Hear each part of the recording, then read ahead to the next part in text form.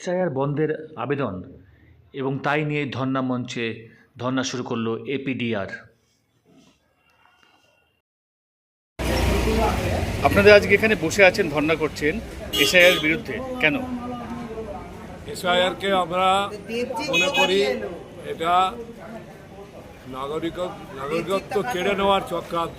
শুনানির নামে এই যে বারে বারে মানুষকে সাক্ষাৎ করা হচ্ছে, এর লক্ষ্যই হচ্ছে 2019-এর যে সিএএ, তখন প্রবল আন্দোলনের চাপে বিজেপি সরকার যে নাগরিক আইন পাস করতে চালাতে পারেনি, লাগু করতে পারেনি, সেইটা এবার ভোটার লিস্ট সংশোধনের নামে, নিবিড় সংশোধনের নামে এই ষড়যন্ত্রটা করছে এবং শুনানির নামে মানুষকে একাধিকবার তিনবার পর্যন্ত ডাকা হচ্ছে এবং দেখা যাচ্ছে যে সরকারি অফিসে যে ভুলভ্রান্তিগুলো করেছে সরকারি সেই ভুলটা দেখিয়ে এদেরকে দায়ী করা হচ্ছে।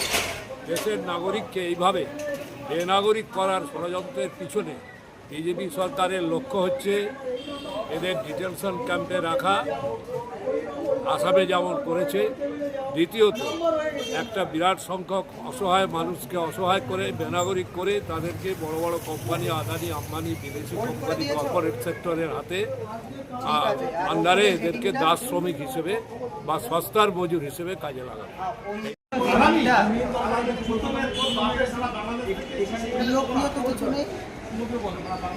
তোমার আমার এই